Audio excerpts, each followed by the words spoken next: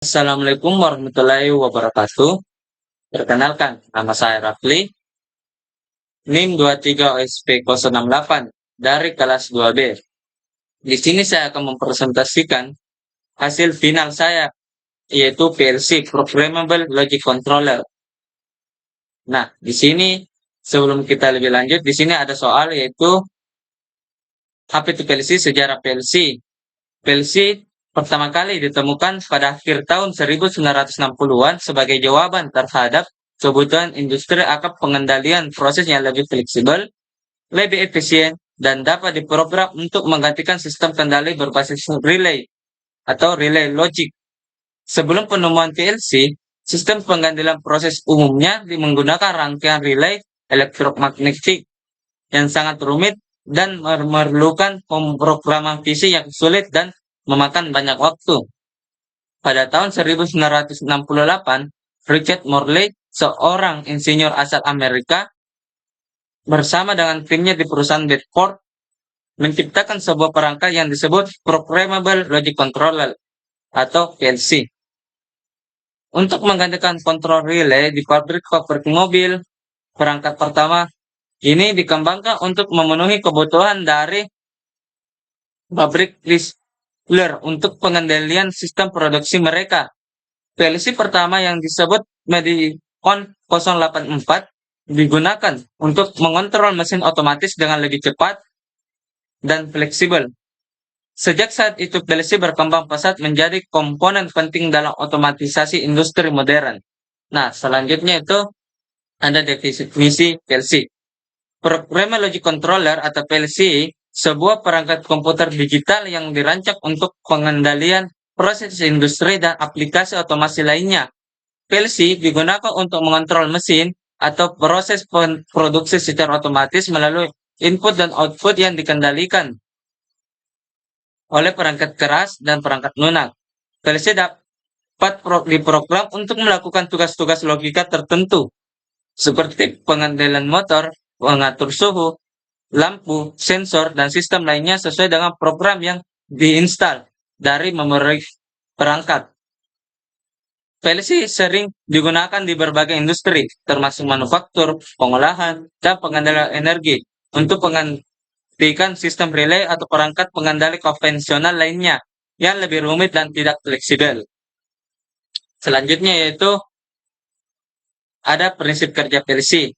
Yang pertama, pengambilan input scanning, pemrosesan, logika processing, pengeluaran output scanning, dan yang terakhir itu ada siklus pengulangan atau cycle repetition. Selanjutnya ada bagian-bagian dari PLC. Ada yang pertama itu ada unit pemproses pusat atau CPU, ada memori, ada input atau output atau biasa disebut I/O, ada sumber daya atau power supply, ada antarmuka pengguna atau human machine interface atau HMI. Selanjutnya itu ada jenis-jenis atau klasifikasi PLC. Yang pertama itu PLC berdasarkan ukuran dan kapasitas. PLC kecil atau micro PLC, PLC menengah atau medium PLC, atau PLC besar atau large PLC. Selanjutnya ada PLC berdasarkan arsitektur. Yang pertama ada PLC standar atau modular PLC. Yang kedua ada PLC compact atau compact PLC. Selanjutnya ada itu PLC berdasarkan fungsinya. Yang pertama ada PLC control proses. Yang kedua ada PLC control mesin. Selanjutnya itu ada yang terakhir, PLC berdasarkan metode komunikasi, yaitu PLC dengan komunikasi terbuka dan PLC dengan komunikasi tertutup. Ya baik, selanjutnya ada kasus forward reverse otomatis pada motor induksi 3 pasang. Di sini kita bisa lihat skenario studi kasusnya. Yang pertama itu ketika tombol PB start ditekan, maka sistem akan memulai beroperasi. Yang kedua itu ketika sistem mulai beroperasi, maka motor induksi 3 pasang akan berputar secara forward selama 8 detik. Kemudian motor berhenti berputar selama 5 detik. Selanjutnya motor induksi 3 pasang akan berputar secara reverse selama 8 detik. Kemudian motor berhenti berputar selama 5 detik. Yang ketiga itu ada proses kedua akan kembali diulangi secara otomatis sebanyak 2 kali atau total 3 kali. Sebanyak 3 kali langkah 2 terulang, maka alarm home atau yang biasa disebut buzzer akan berbunyi. Buzzer akan berhenti berbunyi jika tombol PB stop atau PB reset ditekan. Yang keempat, jika tombol PB reset ditekan, maka sistem akan memulai kembali proses mulai dari langkah yang kedua. Dan yang terakhir yaitu kelima, jika tombol PB stop ditekan, maka sistem akan berhenti atau stop. Nah, di sebelah kanannya itu ada wiring diagram. Dan selanjutnya di sini ada ladder diagram. Di sini saya akan menjelaskan prinsip kerja dari ladder diagram multi-timer. Yang pertama itu start dan stop mesin. Tombol start, PB start ditekan, mengaktifkan MRAN yang merupakan bit memori untuk menjalankan sistem. Nah, jika tombol stop ditekan, mematikan MRAN yang menghentikan sistem. Selanjutnya itu ketika tombol start atau PB start ditekan, MRAN akan aktif. Kontak C0000 menutup, mengaktifkan rangkaian timer secara berurutan. Yaitu kontak dari T0003 merupakan kondisi awal untuk memicu T0000 atau timer yang memiliki nilai waktu 80 atau 8 detik. Setelah T0000 selesai, T00001 aktif dengan nilai waktu 5 detik. Setelah T001 selesai, T2 timer akan aktif dengan waktu 8 detik. Setelah T0002 selesai, T0003 aktif dengan nilai waktu 5 detik. Dan begitu seterusnya. Untuk KF dan KR dikontrol dengan kombinasi timer T0000 dan T0002. Kontak T0000 dan kontak T0002 digunakan untuk mengaktifkan atau menonaktifkan keluaran kontrol. Di sini ada counter CNT 0000 digunakan untuk menghitung jumlah siklus operasi hingga mencapai 3 kali. Counter ini dapat direset menggunakan PB reset atau dihentikan dengan PB stop. Nah, jika C000 aktif, maka bus buzzer akan berbunyi sebagai indikasi. C000 aktif jika sudah 3 kali pengulangan dan buzzer akan aktif. Untuk mematikannya, kita akan menekan PB reset. Yaitu dengan kesimpulannya, diagram ini merupakan metode multi-timer untuk mengontrol suatu proses secara bertahap dengan timer yang bekerja secara berurutan. Output seperti KF, KR, dan buzzer dikendalikan berdasarkan urutan waktu yang telah ditentukan. Nah, selanjutnya itu ada single timernya. Single timer ini tombol start akan ditekan, mengaktifkan MRAN yang merupakan bit memori untuk menjalankan sistem. MRAN aktif dan C000 yang kemudian menutup kontak dan mengaktifkan T000. T00 itu sebagai timer atau kontak timer. T000 memicu timer 0000 yang diatur dengan nilai waktu 26 detik. Timer 00 bertindak sebagai penentu waktu untuk seluruh sistem. KF atau kontrol maju atau kontrol forward diaktifkan saat timer mencapai 26 detik. Dan kontrol reverse diaktifkan berdasarkan kondisi perbandingan waktu. Jika waktu kurang dari 310, maka timer bernilai 260 atau 130.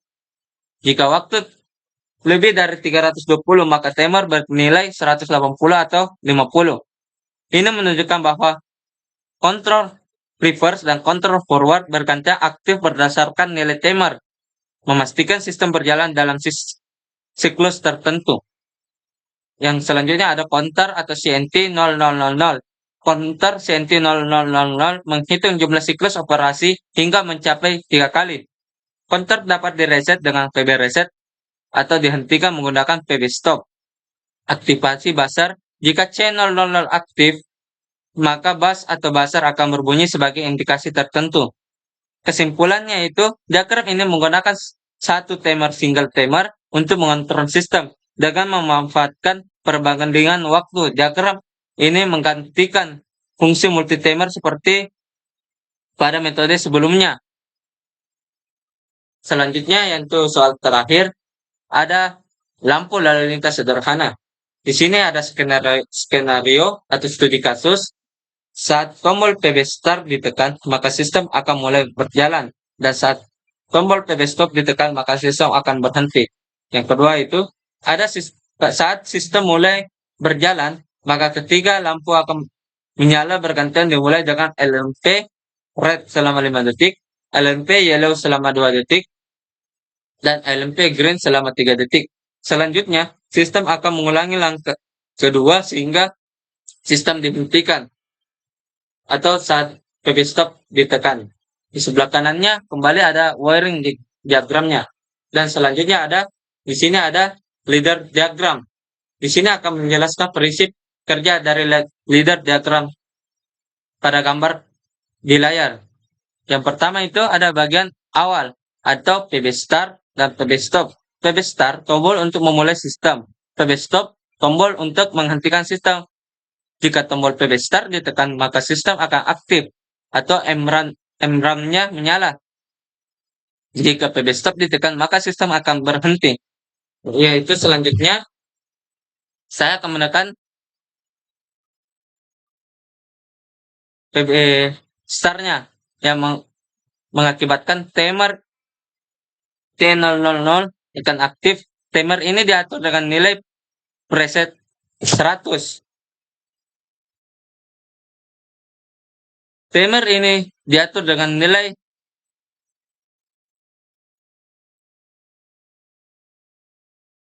pagar 100 dalam satuan PLC biasanya 1 detik adalah 10 sehingga estate 100 adalah 10 detik. Timer akan berjalan selama kondisi emeran aktif. Pengendalian lampu atau influx output. Sistem menggunakan nilai timer untuk mengatur status lampu lalu lintas. Yang pertama itu ada LMP red, lampu merah, aktif jika nilai timer lebih sama dengan 0 dan kurang dari 310. Durasi aktif adalah 5 detik. Dan lampu kuning atau LMP yellow aktif jika nilai timer lebih sama dengan 310 dan kurang 325. Durasi aktif lampu kuning yaitu selama 2 detik. Nah, selanjutnya terakhir itu ada LMP green atau lampu hijau. Aktif jika nilai timer lebih sama dengan 325 dan kurang dari 410. Durasi aktif lampu hijau adalah 3 detik. Siklus akan berulang ketika nilai timer mencapai 410. Timer akan kembali ke 0 menggunakan fungsi reset otomatis dan siklus lalu lintas dimulai dari awal. Ya, itulah hasil presentasi saya. Mohon maaf bila ada kekurangan. Sekian dari saya. Assalamualaikum warahmatullahi wabarakatuh.